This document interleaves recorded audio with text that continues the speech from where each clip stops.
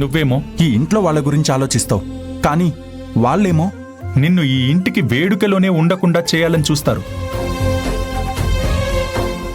నువ్వేమో వాళ్ళకి ఎనలేని గౌరవం ఇస్తావు, కానీ వాళ్ళేమో నిన్ను ఎలా అవమానించాలా అని చూస్తూనే ఉంటారు. అందుకోసమే కదా నేను ఇంత చేస్తుంది, ఇంత ఆరాటపడుతుంది.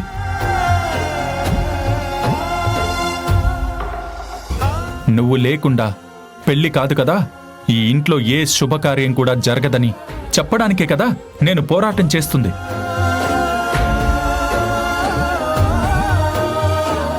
కానీ ఆఖరికి ఏం జరిగింది?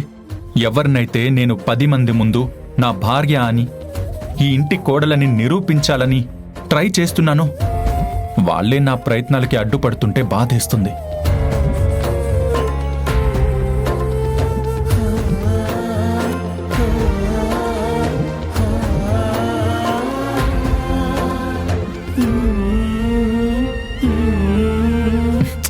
సరే సరే, ఇప్పుడు బాధపడాల్సిన పనేం లేదు, కానీ ఇదంతా మర్చిపో. ఒక పీడకల అనుకో. ఇలాగే మనసులో పెట్టుకుని బాధపడుతూ కూర్చోకు. సరేనా? సరేనా?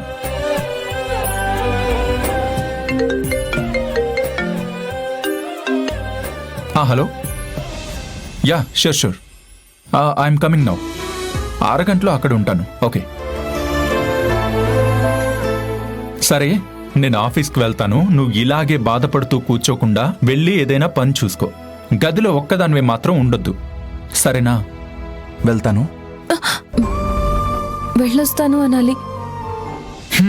సరేలే, వెళ్ళొస్తాను శ్రీమతి గారు.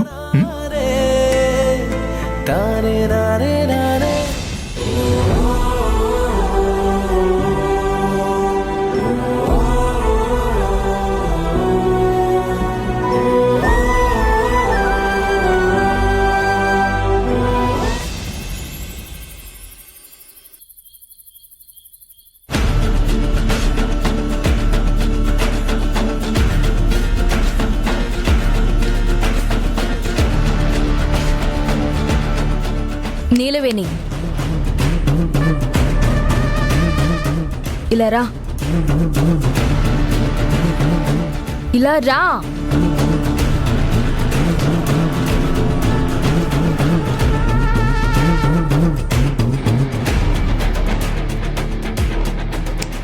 ఇలా రా.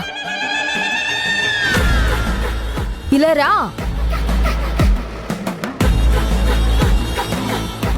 ఏంటే, నేనంటే నీకు భయం లేదా?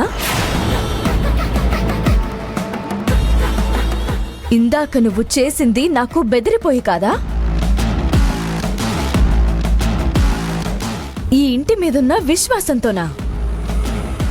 ఈ హరిత అంటే ఎవరనుకుంటున్నావే? Fire brand. నేను చెప్తే వినాలి, చెప్పిందే చెయ్యాలి. కానీ ఒక్కటి మాత్రం బాగా నచ్చింది. తప్పు నువ్వే చేశావని ఒప్పుకుని చాలా మంచి పని చేశావు. నేను చెప్పకుండానే చేసినందుకు అక్కడ భలే నచ్చావు. కానీ అంతలోనే నువ్వందరికీ నచ్చడం నాకు నచ్చలేదు. అది ఈ హరిత ఈగోని రెచ్చగొట్టింది. మొత్తానికి నీ వల్ల నా కోరిక నెరవేరింది. తారక్ నా ముందు తల వంచుకుని నిలబడ్డాడు. నాకు సారీ చెప్పి తన తల పొగరు దించుకున్నాడు. అలాగే ఏదో ఒక రోజు ఆ తారక్ నా కాళ్ళు పట్టుకునేలా చేసి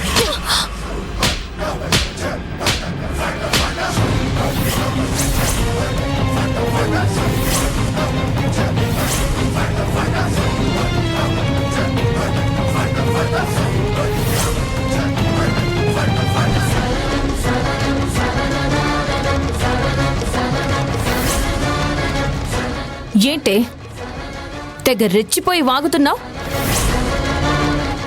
నువ్వు నా జోలికి రా, తల దించుకోవడానికి నేను సిద్ధం.